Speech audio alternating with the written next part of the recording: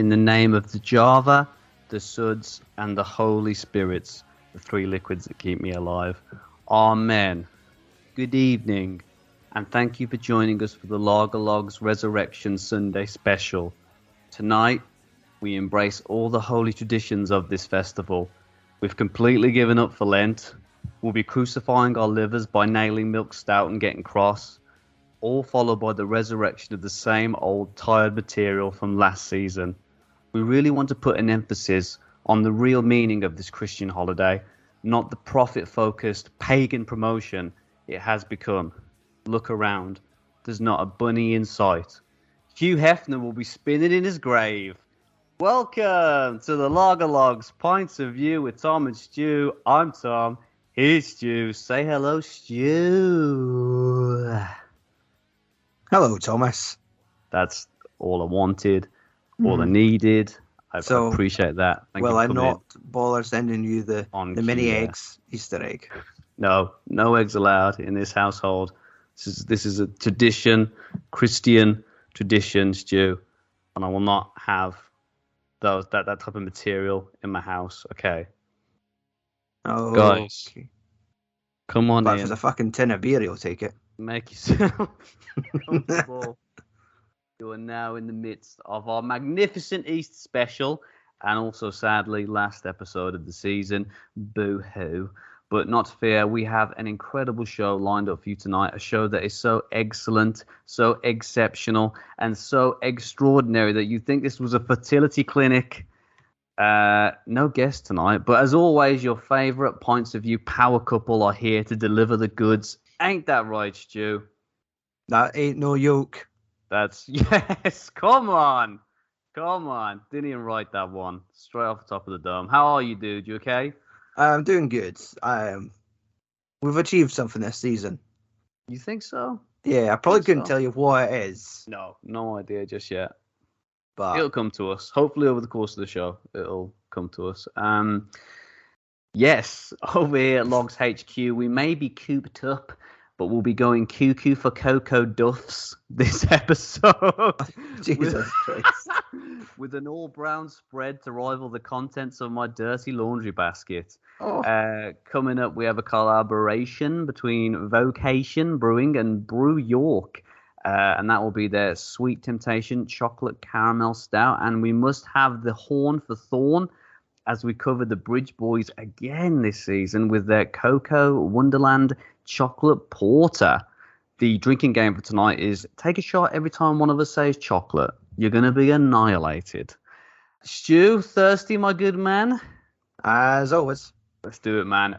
So first up, the slightly weaker beer tonight, and that is, funnily enough, the Swim Temptation. Good Lord. At this point, we have not opened either tin. There has not been any warm-up drinks. This isn't being recorded in the back of another session. Coming in dry, buddy. Yeah, this is Sweet Temptation Chocolate Caramel Stout, and we will be diving in and swimming in its chocolate caramelly goodness. That's what I meant to say. So we're going to go with this one first up while we crack this open. Stu, these are both new beers for you tonight? Yes, I've never tried these before. I was looking for just chocolate-related beer in Morrison's and Winner. Chocolate dinner. Yeah. You're familiar with the Thornbridge range, obviously. Yep. What about Vocation or Brew? Yes, I'm familiar with the names. I don't think I've ever had a Brew York. I think they might have been the fellas behind the... Remember last summer there was that Survivor Series gearbox? Yeah. I think that was Brew York. What's the one? Is I forgot his name. It's Bruce. Oh, you talked about the Juice Forsyth. Yes, that's the one. I tried that last year. It was a bit of a goof gift off me mate Jimmy, and it was extremely juicy. Did what it said on the tin. Didn't even taste like a beer to me. Just a nice, refreshing, fruity beverage. Have you tried that one? I haven't. No. No. I've seen these around. They always have a really like a type of label, you could tell it's a Brew York from the way that they lay out their can design. Yeah, And very distinct. Vocation, I've definitely tried. I think it's Life and Death. Their That's the one I've tried black to. and green Yeah, labeled IPA. recently just changed it. I think maybe the Yeah, last it's year or so. I remember it looking a bit before different. it was usually just sort of big text, like how someone's kitchen would have "Live, Laugh, Love" on it. Yes, There's big bold of letters. course, There of was like course. life and death, Who on and doesn't have that in the off, kitchen? you know, top and Losers. bottom, things like that, like those sort of titles on their tins. But just so you know which side you Stan and can, Ollie, which, just so you know which side to drink from. Yeah, that sounds hmm like a pretty good But idea. Yeah, their Life or Death IPA. It's a very common one. I see it quite yes, a lot. I Rather remember solid. really enjoying it. Yeah, nothing massively memorable for me, but I don't know whether I am remembering right. But I'm hoping this one we're trying tonight though does stick with me, and hopefully is going to be etched into my taste buds for all eternity. So yeah, well that's the back history with the brews, guys, or our back history. Why don't we taste it and see how these ones go down tonight? Stuart, are you ready? Yes, Oh, sir. oh, Apologies as I'm sitting popping one off here. sounded exceptional. That's okay. Maybe a little bit of privacy next time, but it's okay. Public displays of exhibition are welcome on this show and needed. Look at Right. that. Look at Pour. that. It looks quite thick, which is I've not got a crazy head on it. that's a really I feel good like format. some of the pours I've done lately have been a bit crazy, A but bit real. People, you're back on track now, man. it's very carbonated. Yeah, really is. It does not look like a thick stout, but It looks a bit thicker than usual, but do you know what? this Sorry. this like a sweet shop. Yeah, man. Sweet. That caramel Like, comes through yeah, like really, they are not joking. Chocolate caramel stouts, really strongly. smooth caramel, sweet. Let's find out. Cheers, buddy. Cheers.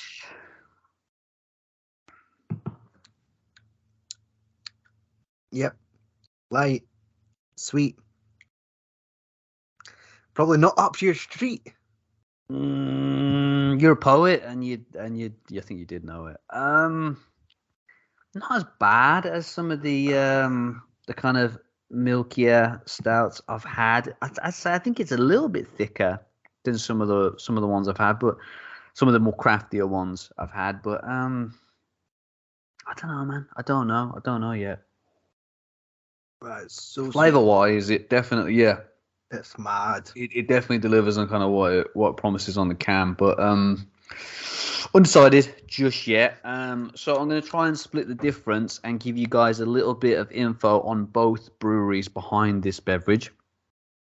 So yeah, this is Sweet Temptation, standing at a slightly satanic 6.6%. And the first batch of brewers behind this are Vacation Brewery. This is another northern brewer, of which you've had a really good run recently. They were established in 2015 in Hebden Bridge, West Yorkshire, by IT banker turned brewer John Hicklin, who before Vocation established Blue Monkey Brewery in 2008, but left for cleaner pastures a few years later as the apes were slinging shit everywhere.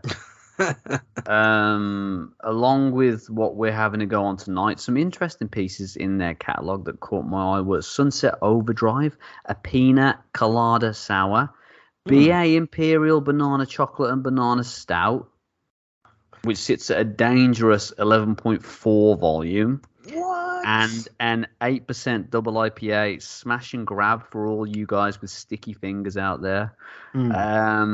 Over at Brew York, based in Warmgate, which from memory was quite cold when I went there last. The brochure lied. It really did. The brewery was founded in 2016 by friends Wayne Smith and Lee Grabham. Leaving that one alone. They have two breweries located across York, an original site within the historic Roman walls of the city, and a main production site in Osbaldwick, a village just a hair's breadth away. They've got Listen to them. some rather unique brews. This shit isn't copy and pasted, ladies and gentlemen. Definitely not, guys. It's definitely not. They've got some rather unique brews in their lineup, and amongst them are, as Stu was alluding to, Goose Willis, a Gooseberry Full Sour, Rhubarb Streisand, Rhubarb Milkshake IPA, and Nitro Empress Ton Cocoa, a Nitro Coconut Cow Tonka, and Vanilla Imperial Milk Stout. I sadly only know about what half of those words mean, but sounds impressive all the same. Right, it's that time of the show where we get backdated on the beer we've loved and the beer we thought was okay. It's Last Beers Watched. Just one. It just gets one this episode. Stu, please spill the beans on your brewski battles this week. What's been going on, dude? So, my weekend beer consisted of, a lot of beer, actually. And I put that blame purely on this podcast. Oh, no. Why would you do that? Mm-hmm. So completely faultless here. And, hey, it was part of the job. We were promoting lager logs. So you had to have a little tipple when we were out doing a cheeky one, just a little one, singing and dancing for a different audience. For those that are not aware, we done an appearance on the Brewgooders Facebook live show, the League of Beer and Comics. So I was drinking a couple tins of Belfield's Three River Pilsner and the Martisan Festival Lager, because I just wanted to have two sort of nice, light, easy drinking beers, because I didn't want to make an arse of myself on the show. You did anyway, so that plan down the shitter. I was sorry about that, soon man. Overshadowed by my co-host. I don't know what you're talking about.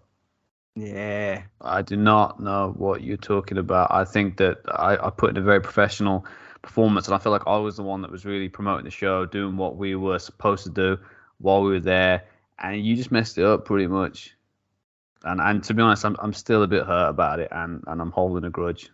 But I'm not going to say anything else about it, because I feel like we don't need to. This is the same conversation you had with yourself in the mirror when you still had your blue face paint on. It's not. I don't own a mirror. Okay, I'm too scared to look in the mirror as each day passes. On the Friday night, we were on the Crummy Beards YouTube stream. Now, actually, if you're wondering if you've missed out on these and you want to see them, you can go to thelagerlogs.com. I've put posts onto our website embedding these videos so you could find them without having to look too hard. Come out. And so, yeah, I had a couple of drinks on there, some stuff from Stuart Brewing. Over the weekend, I decided it's now that time of year. The nights are getting lighter. We're almost near the end of the season. Yes. Crack out a 1,000-piece jigsaw. Of course, you're going to need something to do in the off season. What else are you going to do? I had a Hoppo Proper IPA help me on my way to this Star Wars, the Rise of Skywalker 1,000-piece puzzle. Did it help? It made piecing together Daisy Ridley's face a little bit easier. Oh, yeah, that's such a chore. Jeez. So, yeah. So that was it. A nice little bit of flavour. And last night, as me and the missus binge watched the remainder of Pam and Tommy. Okay. I decided to have Belfield's Rogue State people say Dipper, but for some I can't say that. It's not DIPA. Not able to say that myself, no. 7.3 bold, citrusy, gluten-free IPA. Oof. Ouch. How was that? I was going to say it's dark, but in my head it's screaming for me to say it was dank. It was dank. It had almost fire. Like a clinical... it was sick. It almost kind of had like a medicinal taste. Oh, really? But the bitterness eased off. Like, you know, that first drink, big bitter hit. Yeah. Then It's you always just the most powerful sip. get sipping away, and just it became warm and fuzzy. That's the way it goes So normally when you hit the 7% plus Bruscarinos.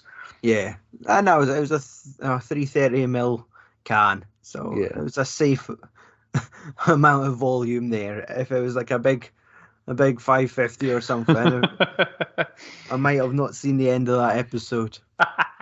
Talking willies or not.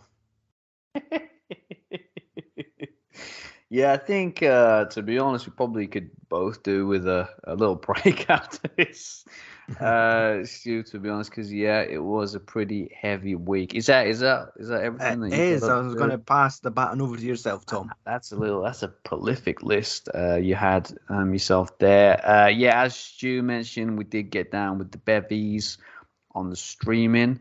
If you want to hear my thoughts on the bevies I'm drinking, you should go and check out those streams, because that's the only way. Because I forgot what I was drinking. So yesterday, I I forgot what I was wearing. Oh wait. I've forgotten a lot from those shows. They were like 4 days ago. That's about 2 decades in Tom years. I had my 3 cans from Stewart Brewing that Stu, you kindly made in your sink and sent me a few weeks ago. So nice of you. Dishwater IPA. It wasn't that dish watery. It was Toilet water pale. pretty. You say it was toilet water. Come on, you're taking it too far. Taking the piss now. Come on, Stu. I had to. Yeah, Spooning it out. that's all I had left in the house. Me and the kids have been drinking from it for the past 3 weeks. It's just a mess. I had Skeleton Blues, which yes, you had the other night, right? I remember. Yes. You mentioning. That's labeled as a hazy IPA, and it tasted to me like a lighter, sweeter New England IPA. I was very impressed with it. I can see that. Yeah, very impressed with it. 5.2%, so I had a little extra bite than usual, but it was smooth stuff. Very nice. Master Plan was up next there, American IPA. Another quite strong brew. I think that one's at about 5.5. A lot more fruitier than I was expecting. Mega bursts of grapefruit on each mouthful, and was really rather crisp and refreshing. Have you tried that one? I think I've had 1 tin of it. It must be in the back of the box, because I feel like I've been going through a lot more Radical Road and You love that one. First World Problems. Yeah. Their Belgian IPA. Speaking of first world problems. So, you got one? I drank First World Problems in this group of beers. Yes. Were you about to say something about another beer? I haven't had any Master Plan lately. Okay. The beers or the thoughts. Not that I'm willing to share on air. Well, start thinking. Grab yourself a couple of tins and start thinking. Last but not least, I sampled First World Problems. One I've definitely heard you talk about before in the past. It's a very strong, bitter IPA. It's listed as a Belgium IPA, which I've never had before. I think it uses Belgian yeast, but I didn't really notice a big difference between this and maybe like a very strong West Coast IPA. Right. Possibly a bit more spicier. Okay. Not bad at all. That too was very strong, but a really diverse group of beers, which were a joy to sample. Cheers for whizzing them over, Stu, so I could join in on the Stewart Brewing love. There's a lot of Stewart love going down on this show, and 3/4 of it is normally just a beer, but Stu gets a little slither of it himself from time to time. He plays his cards right, One can only dream. Stu, what do you think about his beer? Because that's all my beers for the week. I'm doing right now. If I didn't mention it, next portion of the show, Stu, the beers. It is nice. It is sweet. It's very easy drinking. But I'm having to stop myself. I don't want to get carried away. Sink this whole tin. I mean, it smells delicious. It is a definite 100% like a dessert beer. Yeah. Like imagine having like a bowl of like vanilla ice cream and just nursing this. Oh, definitely would go down. I wouldn't quite go to the lengths of turning it into like a Coke float or anything. No, that would just be weird. I definitely get what you're saying, buddy. The only thing I really got that I could compare it to was the Millionaire Milk Stout we had. Oh yeah, the wild beer. The Wild Boys, which was like last season, which I didn't really like, if I remember. I thought it was all right. That might have been lighter. Yeah, it was a bit. It was tolerable for sure. But this is definitely The thing that saves this for me is that I think consistently it's a little bit thicker than that. Also, it's got a little bit more of that alcoholic warmth, so I think it feels more like a beer to me, and it's going down a bit easier, but still not something I think I would drink in my spare time. But you're cracking me, Stu. You're getting there. I'm slowly coming around to these Milky Boys. I wouldn't go for this normally because these let's say is a collaboration with two big breweries. Yeah, it's like a high percent stout. It's a little bit more high end than your typical supermarket beers. For sure. But it has this kind of luxury to it. 100%, man. Like just the texture, the mouthfeel. It's a well-made beer, and it is bursting with flavour. A lot going for it, man. For sure. The perfect way to describe this beer is it's a treat.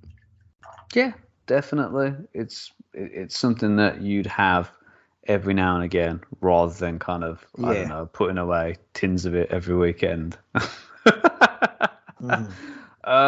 Okay. So, second up on our decadent double bill tonight is Cocoa Wonderland Chocolate Porter. There we go. Is that all right for the YouTube, Stu? Just tell me if it needs a bit more. Do we 360 go all the way around? Look at the small print. No one does. Is this good? Yep, that's the YouTube freeze frame we need. Right. Can we drink beer now? No, I need 3 more reactions, as if if your chair's covered in pins, or you've stumped your toe. My name's not Mike Garrett. I don't have to do. Could you make your eyes pop out anymore? I don't do 3 separate takes of the same reaction. Come on. Okay, let's open this lethal little porter. Way ahead of you, buddy. Oh yeah. Okay, that's a bit more. It's a bit more of a muted smell compared to the last one. Yeah, it's not screaming. A bit more subtle. I think because this is a porter, I've got a bit more hope for it in terms of liking it. But we will see. Oh, that's nice. It's a little bit lighter, funnily enough, than last one, maybe. In terms of the colour, sorry. I think the thickness is about the same, but the colour looks a little bit lighter. Definitely more frothy. Not to say that I fucked up the pour or anything. Jeez, you got lucky with that last one, buddy. Yeah. Got lucky with that. I'm going to go get a flake for this one. Speaking about chocolate treats. Okay, I'm ready to get my lips around this one, buddy. What do you reckon? Let's go for it. For the last time this season. Oh, don't say that. I said season, not year. Calm down. Don't get emotional on me. Jeez, thank God. Thank God. This is all I have. That's all I have. Well, anything else? Cheers, buddy. Okay, rate it in. The BAFTAs have happened already.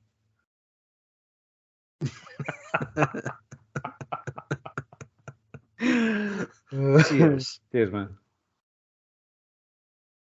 Ooh. Yeah. That's a yes from me. That more up your street. Yeah, that is a yes from me. It's in comparison, very subtle, almost silent compared to what we just drank. But I mean, that's like a stealth assassin. That is. Oh, that's it. The volume's higher, but the taste is. It's a bit more hidden away. Yeah.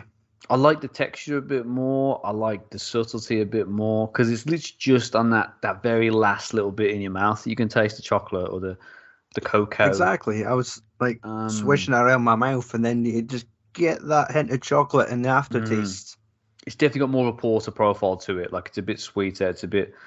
It tastes a little bit thicker to me. I do like that one. I do like that one a lot. So it has got the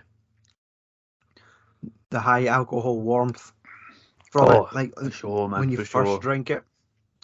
Right, I better slow down on that one. Right, this is Cocoa Wonderland from Thornbridge Brewery, sitting at a sexy 6.8%. Founded in Bakewell, Derbyshire in 2005 by Jim Harrison and Simon Webster. They operate in the grounds of Thornbridge Hall in Ashford in the Water, but in reality, I hear they put malt, hops, and yeast into the water and not ash because the beer would be too ashy otherwise. Okay. After Jaipur, their Indian Pale Ale catapulted them into the spotlight. The need for a new location became clear, and in 2009, a brand new state-of-the-art brewery was built at Riverside Bakewell to meet with demand. I think I touched upon their core range and their barrel-aged beers a couple of episodes ago. Mm-hmm. So aside from that, their seasonal lineup offers up some very interesting brews. Cortado is a flat white pale ale available on cask. Otto is their 8% Weizen Doppelbock. And I don't know whether we mentioned this last time, but they do. I think Mike might have mentioned this. Jaipur X, a 10% imperial variant of regular Jaipur. I think that was preferred. Do I smell another revenge episode coming on, Stewie boy? Come on. Right. I'm not here to enable you, Tom. No, don't do that, please. Next season, alcohol free. Yeah. I'll brew 0.5 or less. I'll bring some crackers for all that cheese we're gonna be consuming. Okay. So it's that time of the show, that time of the season everyone has been waiting for. It's top 5 beers of the season. Yes. Woo, the drama, the tension. The must-have beers from this season. These are all recommendations. Ones that we're going to tell you about as the ones that you should definitely try out. Personal recommendations from me and Stu. These are okay. This shouldn't be too hard as we've only covered 9. So in descending order, Stu, may I have your number 5 pick of Lager Logs Season 4? I'm starting right off the bat. I'm throwing Vocation Sweet Temptation in there. Come there on. Is like I've not had a beer like this before. It's just the volume. It's not like the Millionaire Salted Caramel down a peg. It's like this, but it's got more life in it. I definitely agree. Whether that one actually might be a bit more kind of sessionable, bit more easygoing. This one definitely beats it in terms of kind of flavor. And man, that must have been, or it must have been really impressive straight off the bat, buddy, to I have launch into your top 5 like that. Anything like it this season. Wow, amazing. Okay, my number 5 would be Singer. Yes. Very solid, reliable lager. Have enjoyed it in the past often. I'm sure I'll enjoy it in the future often too. Always a great drink with dinner brew. Great summer beer. Lovely stuff. Just lovely, lovely stuff. Yeah. Right. You like that one, didn't you? Is this on your list or is that? I cannot reveal anything ahead of the time. I'm kind of just getting ahead of myself here. Sorry, guys. Just remain I'm on the edge of your seat. Too excited. Okay, Stu, can I have your number 4, please. Vault City's Iron Brew Sour. Okay. I'm slowly growing to love this beer. Yeah, I thought that might make your cut for sure. Mm-hmm. Interesting one. Again, I just don't know whether the sours are for me. They're an acquired taste. Definitely. They don't really shout beer to me.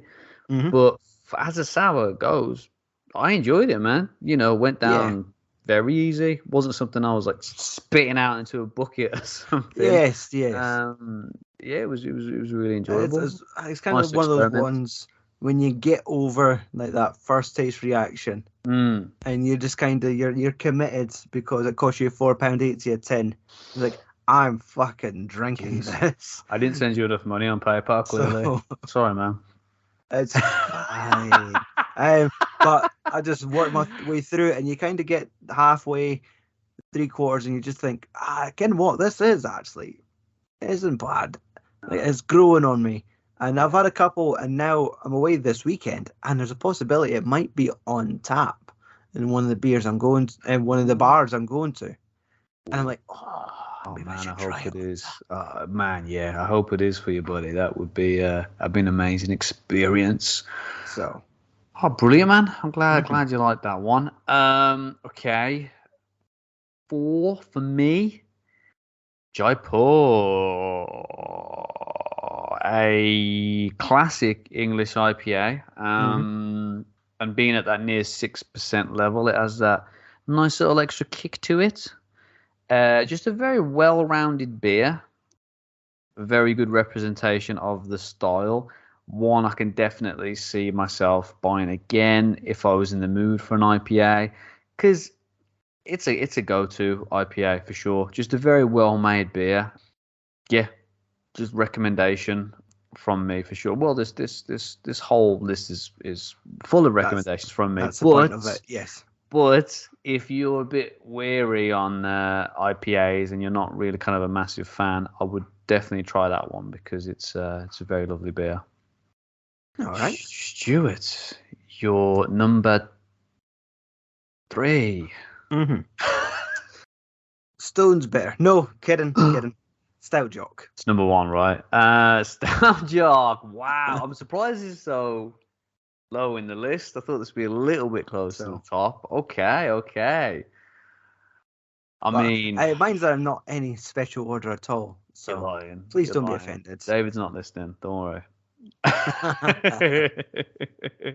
But no, Stout Jock was kind of your like a nice drinking stout. It was one of those ones where it ticks that stout box where it doesn't need to be.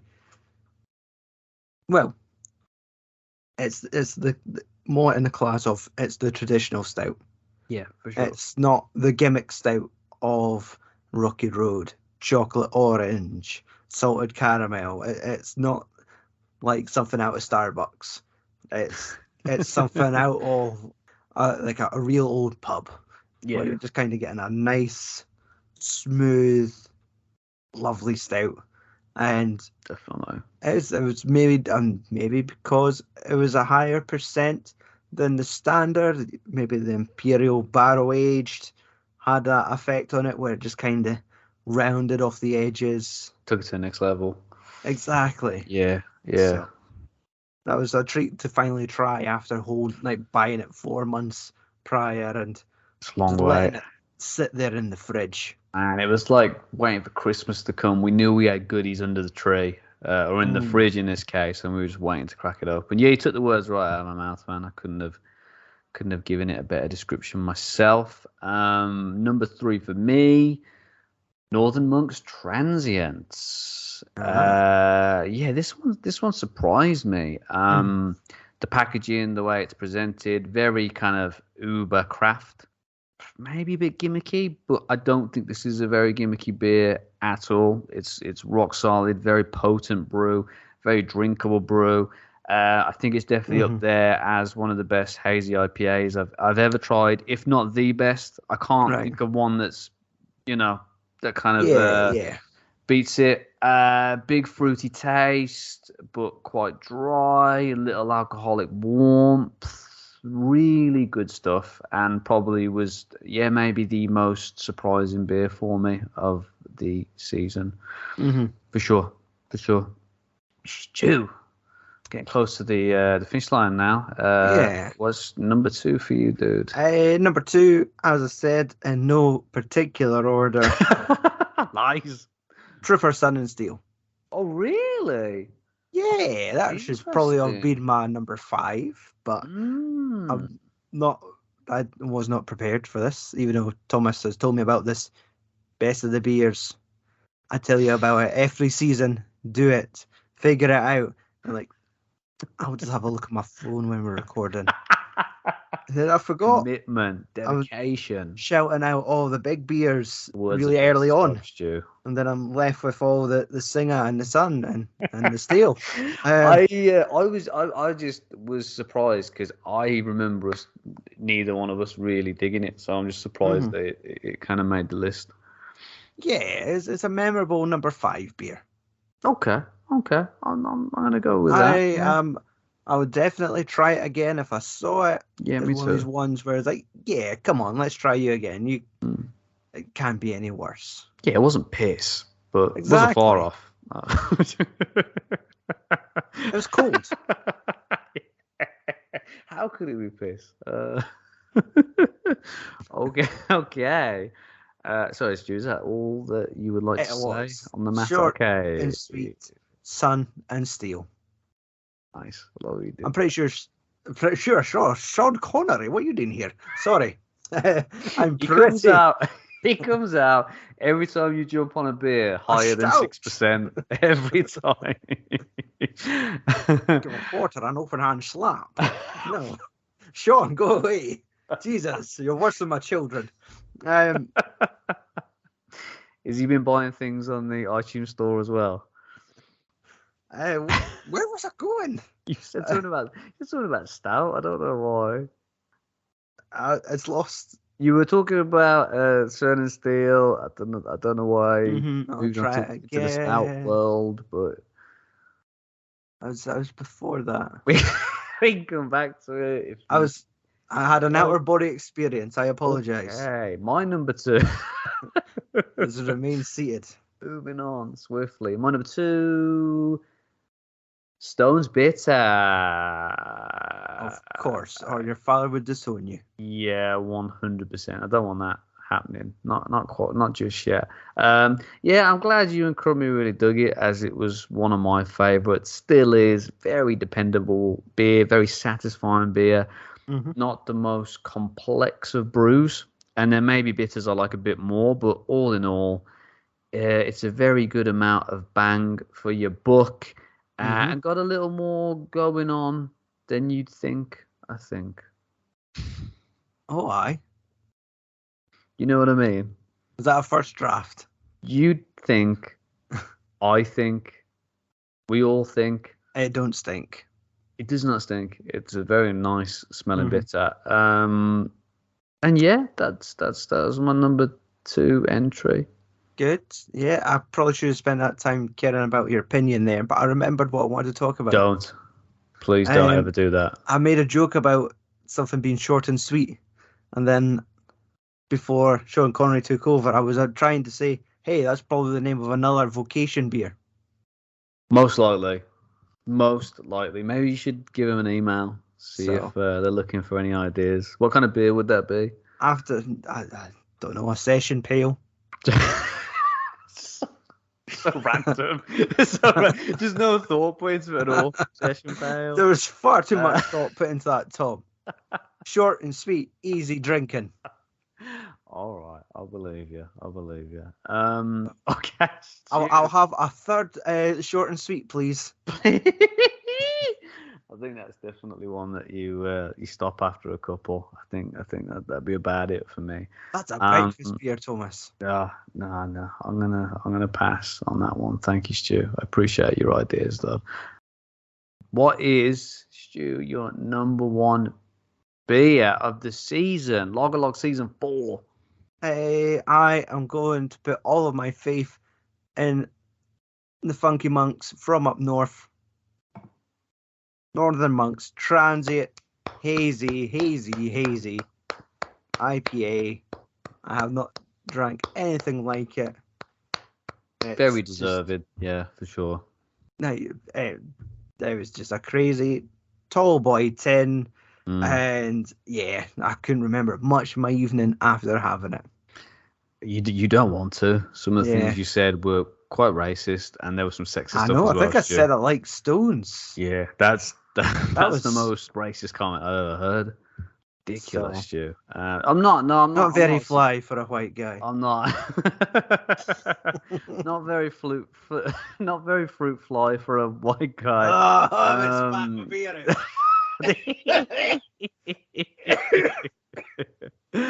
Oh, my chest hurts. You wind at me. I'm not surprised. Call back to season 1. Jesus Christ! I was gonna say, that's an old reference, man. I'm not surprised that made you number 1. I think maybe on another day it would have been a bit higher up on my list, but yeah, it's a good beer. Number 1 on my list is Stout Jock. Oh, there we go. Has to be, you know. Yeah. Big fan of the Jock range from Broughton, and this one was just the icing on the cake.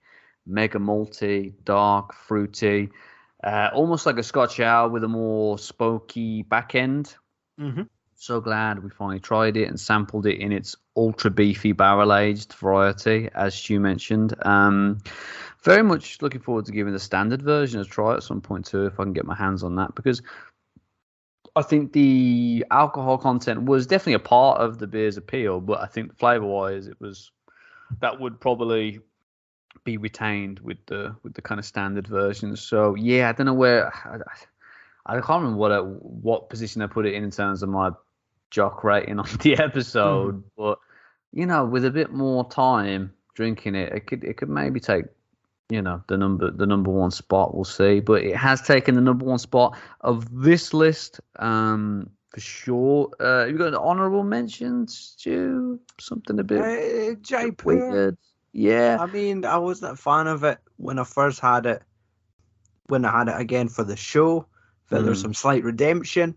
Yeah. But there's not really a return factor for me. I don't think I would pick it up regularly. I'm happy I've had it.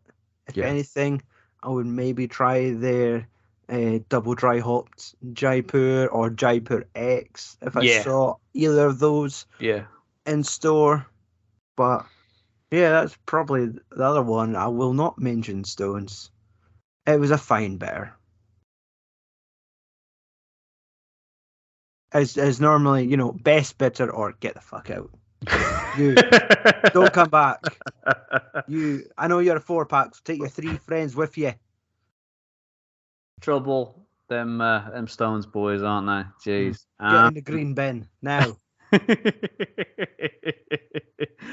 Yeah, I think that's fair. Your comments on Jaipur. I've got a bit of a weird one, because my honourable mention would be Sun and Steel, because a lot of positivity around the beer. We're glad we tried it. Happy to have finally hunted it down. Think it was a great concept. Love the artwork. You know, love the fact it was named after one of Maiden's songs, but just slightly lacking in the execution. Maybe the actual beverage itself. So there was a bit of disappointment with the whole thing. But as you were saying before, if it's more readily available, or it becomes more readily available, I would happily give it another shot. See how I feel about it a second time. But yeah, I think overall, looking at the list, fantastic season. Short but sweet, American pale. Would you say session pale? Wait, sorry, I'm sorry for getting it wrong. I'm really sorry. I think it became a session as the conversation continued. Yeah, American session and ASP. Okay, an ASP. Well, I'm going to end the show ASAP. What do you reckon, Stu? Who is the winner amongst our chocolatey challenges tonight? I feel it's the collaboration between Brew York and Vocation. I know Cocoa Wonderland is subtle and sweet, and it's 0.2% more lethal. Yeah. And I'm not sure if that's just because it contains lactose, but stand back, it's got a knife. It feels very wrong to be drinking these one after another. It does a little bit, yeah. But I can't really taste the extra 2%, to be honest. It's not like massively more potent or anything, but I think drinking them maybe such a subtle, smoother drink. Yeah, for sure, sure. Thinner, not to say it's watery, but because it's not as a higher percent, you still get that little chocolate nip at the end of it. Yeah, for sure. I think drinking them in such close proximity is a little bit dangerous, to be fair. But yeah, I think the Cocoa Wonderland tastes a little bit thicker to me. I think it's just the flavor of the Vocation, the Sweet Temptation, makes it seem a bit more thicker because it's like richer. Yes, tasting flavor wise, and a bit more sweet. So yeah, two very interesting brews. But I think you've cracked it, Stu. Finally, I think we've got some pretty decent milk stouts on the show. Well done, well done to you. Good choices, my man. And I feel like I'm maybe slowly, I don't know, getting surrendering to the dark side a little bit more. That's fine. I mean, Season 5, Season of the Stout. But as long as we, want milk, as long as we remove the lactose from those stouts, I'll verily happily. It's about to get sweet AF in this joint. Beers are kicking in now. I'd very happily join you for that. Yeah, as long as the cow, forget about the beer produce, it's all about is the removed. Sugar. Maybe put that on a t-shirt. I don't know. What do you want me to tell you? Marshmallow, Thomas. Marshmallow. You're not. Cherries, chocolate, orange. I'm not inviting milk, you to tell scary stories at my next campfire. Fudge. Right, party people, that is it. How do you not break for any of that? The tour of this chocolate factory is over. The Oompa Loompas have clocked out and headed to the pub. The Great Glass Ale Evator is out of order, and me and Stu have sadly ran out of fizzy lifting drink. What a bunch of wonkers. It's a wrap on this episode and season 4 of The Logs. It's over. I'm cutting you off, blocking your phone number, and throwing the contents of your wardrobe out on the street. But you are welcome to stalk me, scroll through, and accidentally like my breakup body transformation pics by searching at The Logs on Instagram. Right, Stu? Or are you using that for something else at the moment? It's just pictures of my jigsaws, mate. Seriously? Stu, I was making so much progress. Yeah, sure, okay. Right, what's going on with the social media, Stu? We got a lot going on, man. Inform the good people so much. You are not already. Please have a look at our Twitter, our Instagram, our website, and our YouTube channel. Yep. Over on YouTube, you could find my little video montage of my trip to the St. Andrews Brewing Company. Check that out, guys. If you're over on Twitter, you could see a lot of messages I've posted that I've had no responses. And over on Instagram... Self-burn. Let's go. It burns. So much. Instagram, they like us at Instagram. I could post a picture with no hashtags or captions and still get 20 likes. So that's it. That's so proud. You could feel like you could feel like the household pet when you open it and you're just getting clapped constantly. Just yes, that's my ego being stroked. I like that. He loves a stroke, this man. I'll tell you that. So yes, if you haven't already, follow us on Instagram, YouTube, and Twitter. If you're not too sure where to go for these, go to thelagerlogs.com. Yep. But seriously, just search the Lagerlogs on Twitter, Instagram, YouTube, and hell, chuck into Google, see what comes up. See what happens. Probably some fantastic pictures of beer, and maybe if you're lucky, our faces. But yeah, guys, check all that out. Thank you for tuning in and all the support you've shown your Brewski boys this year so far. It's been a hell of a ride. And let me tell you, there will be no slowing down on content from us as we transition between seasons. So stay tuned for some new streams, series, and specials before we hit you with season 5. This roller coaster will not be stopping anytime soon. Just remember, you need to be this tall to ride. Right there. Bon voyage, booze hounds. Say goodbye, Stu. Goodbye, Stu. And good night.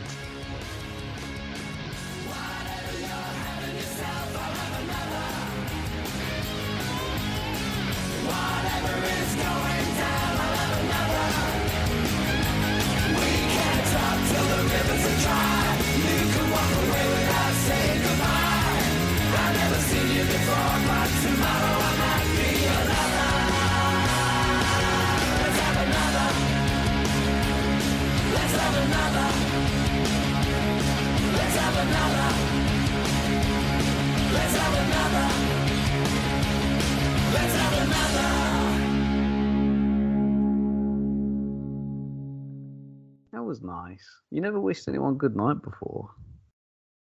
And happy birthday, if it's your birthday. They'll definitely be asleep. Drinks by are 2 minutes into this podcast, so it's redundant, really. You should wish them a good night's sleep at the very beginning of the show. Don't let the bed bugs bite.